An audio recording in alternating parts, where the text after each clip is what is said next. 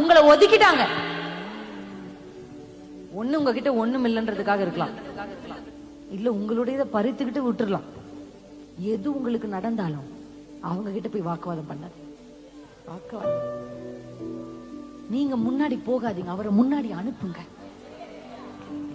அவரு புறப்படுற வரையும் நீங்க எழும்ப கூடாது. மோசேயுடைய ஜெபம் என்ன? நீர் போகாமல் நான் போவதில்லை. அல்லேலூயா.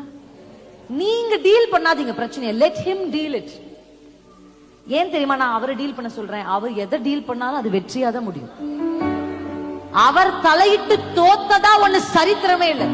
என் அப்பா தலையிட்டு தோத்த சரித்திரம் இந்த வேதத்திலும் இல்ல, இப்பயும் இல்ல.